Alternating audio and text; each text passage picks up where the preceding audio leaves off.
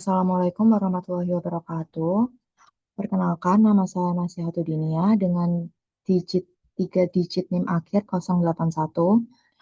Pada kesempatan kali ini saya akan mempresentasikan Learning Management System atau LMS yang saya kembangkan menggunakan platform edukasi berbasis Moodle untuk mata pelajaran IPA kelas 7 dengan materi klasifikasi makhluk hidup dengan submateri mengapa makhluk hidup dikelompokkan.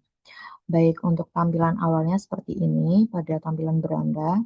Kemudian di sini ada setting untuk ini untuk mengedit-ngedit gitu. Kemudian pada menu partisipasi ini berisi tentang anggota atau murid dan gurunya. Nah, kita kembali ke beranda. Kemudian di sini tampilan awalnya itu seperti ini. Dari aspek user interface atau tampilan antarmuka, LMS ini dirancang dengan tampilan yang mudah dan sederhana, yang nantinya itu dapat mudah dipahami oleh peserta didik, di mana setiap aktivitas pembelajaran itu disusun, di mana setiap aktivitas pembelajaran itu disusun dengan mudah menemukan materi dan tugas yang harus dikerjakan. Selain itu, penggunaan banner, icon, dan pembagian menu yang jelas membantu meningkatkan keterbacaan serta mempermudah navigasi selama proses pembelajaran berlangsung. Kemudian dari aspek user experience atau pengalaman penggunaan LMS ini dirancang dengan alur pembelajaran yang sistematis, mulai dari presensi, apersepsi, penyampaian materi, kemudian um, aktivitas pembelajaran, dan juga refleksi evaluasi. Di mana pada pertemuan pertama itu nantinya peserta didik akan mempelajari tentang pentingnya klasifikasi makhluk hidup. Kemudian di sini terdapat materi, mengapa makhluk hidup dikelompokkan, berisi tentang materinya. Nah, kemudian ada video dari YouTube untuk membantu eh, pemahaman materi secara dalam.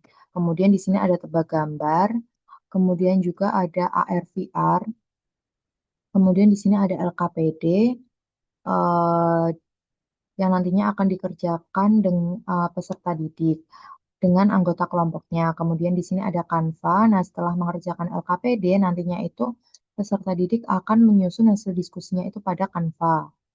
Nah, setelah itu nantinya setelah disusun di Canva, peserta didik akan melakukan presentasi. Yang nantinya itu peserta didik diharapkan mampu menjelaskan alasan pentingnya klasifikasi makhluk hidup berdasarkan data dan hasil pengamatan yang telah diperoleh. Setelah itu ada penilaian harian.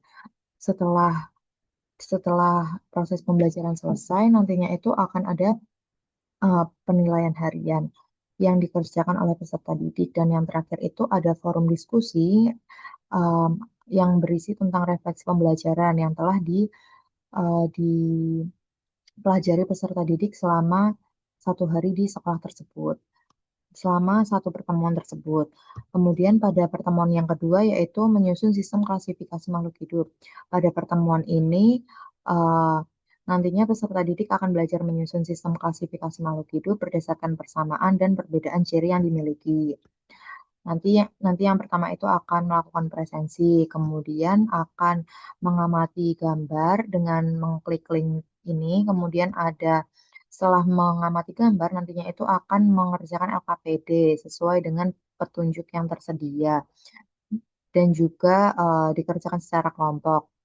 Setelah itu nantinya hasilnya itu di disusun disusun menggunakan aplikasi Canva ini.